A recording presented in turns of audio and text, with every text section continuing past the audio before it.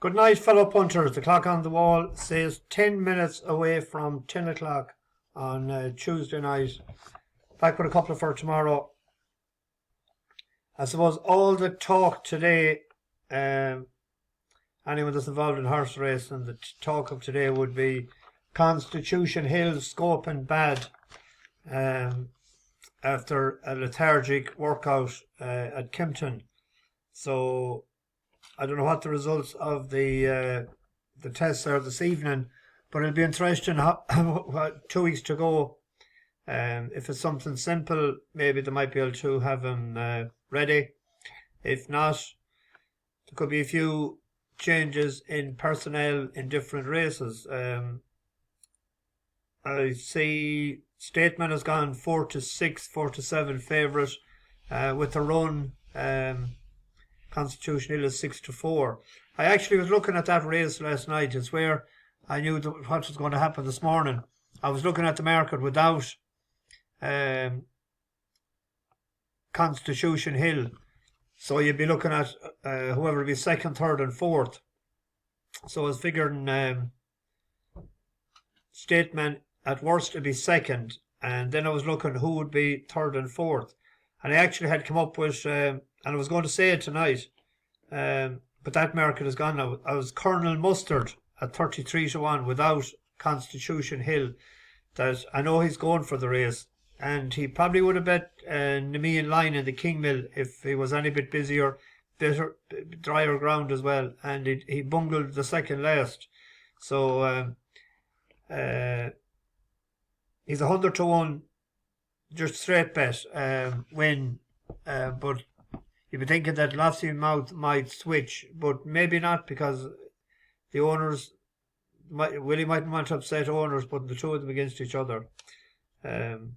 But it's just a hunch that I had, thinking maybe trying to get fourth place or third. It'd be third place, really. You'd be looking for now at 100-1. It just shows you with 2 weeks to go, there'll still be a few more probably knocked out. I see. I might go through the anti-post picks that are selections that I had put up. I might go through them tomorrow night. I think I have them wrote down somewhere. We had two runners today. Got off to a good start with 2 shots of tequila. Class Strapper, as I said last night, and it sort of never looked in doubt, bar an accident, and it hosed up. Decent enough horsing that might get that again. It won't go up that awful much. I'd say maybe £6 or so, but could have a bit in hand again. And Percussion, that opened up 4-1 yesterday evening, went off shorter price, 11-8 or 5-4 or something, was it, or 6-4. But whatever way the ground was, it was only pulled up once before, and it was on goodish ground. But you can see the way it jumped a couple of the fences. Didn't get up out of the ground at all. Its legs was absolutely stuck in the glue, which was a pity. But that's not the true running of the horse.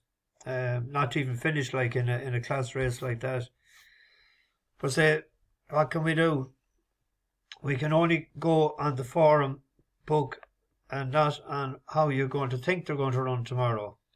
A few newcomers on the bus. John O'Shea. Great to see Leeds back last night. I was wondering, I had sent him a few messages, and I thought he must have gone to the moon or gone fishing or something, but it's great to see him back. He said he had sepsis. That's what a lot of people are scared about if they have to go into hospital, is getting catching stuff like that inside with infections and sepsis and what have you. Brian Walker, newcomer. Claire Morton was in party mood last night on the bus, as was Michael Nugent and his partner Margaret. Cahill McGee is a newcomer. Adam 774 and John Mead, that's MEAD as opposed to MEADE. Where are we?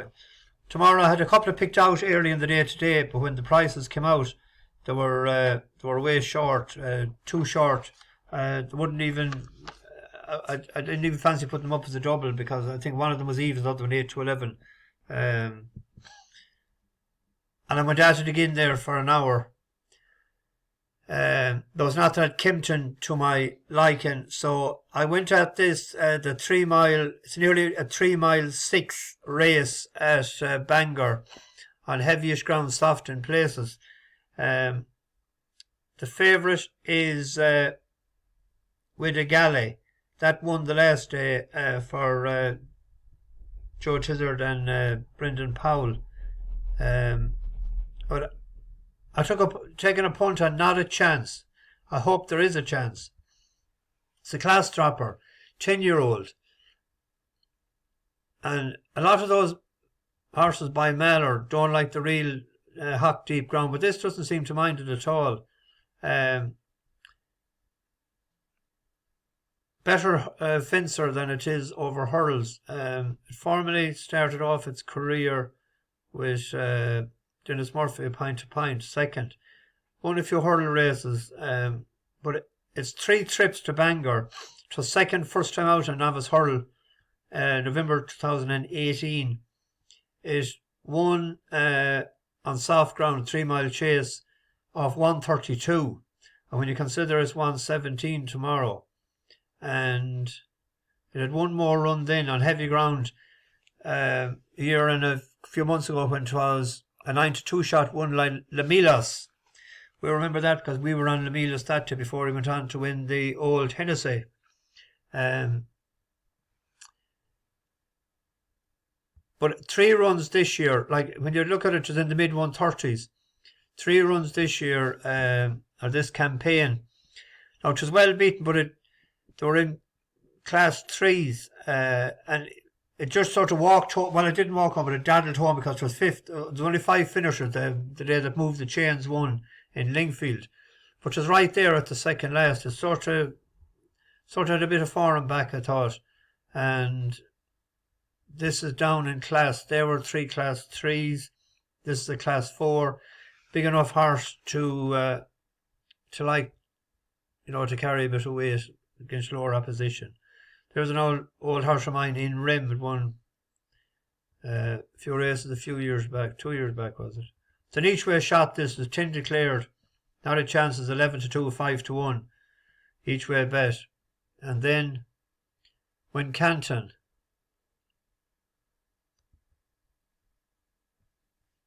The 294 shots there. We actually won on Packacooty over hurdles for David Pipe. When was it? There was a good gamble on it the same day, and it actually hosed up. February 2023, won by 5.5, 15-8. I think it was a 9-2 shot in the morning. 4 chase runs. Best run was probably the last day, second to Gingerbread. But I thought a better case could be made for Pedley Wood. Rated 102. And Freddie Gingle has taken off 5. So that's bringing it down even a pound lower than when it won in Taunton. And it jumped very well that day. And it jumped well enough the last day too in Kimpton.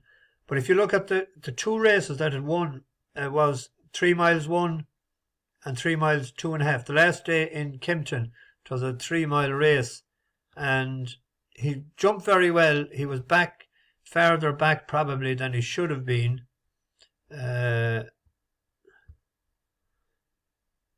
Well, I have a peep at it here. That's him in the reddish colours, the red cap. Gray and James Jedd has been dropped, so they're making a turn for home, and Heaven Smart still leads here. Godot's been hard at it for a while, but still only a couple of lengths to find. Pedley Wood having made that progress. Now 2 is being driven along by Brett. Pedley Wood in second. Godot very, very slow over it in third, almost come to a standstill, but racing up towards the line. Heaven Smart, a convincing victory. Wins by about 3 or 4 lengths geared down. Decent performance from Pedley Wood in second. In third, it's going to be Shot Boy, followed then by Ernest Gray, and Godot's almost been pulled up. Headgear change has worked the trick with Heaven Smart, who wins his first start for 60 days. Caelan Quinn for Gary Moore. Not the first time you've heard that this season. Won't be the last either.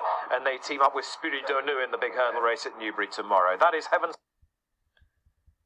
Packacooty is decent enough, but it's 0 for 4 over fences. Pedley Wood has a couple of runs or wins and a second. Blue Brazil. Yeah, that's the selection. Where am I here?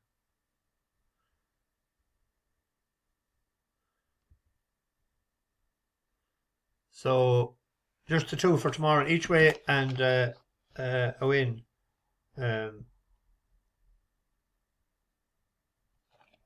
That's it. Bash the bookies over and out.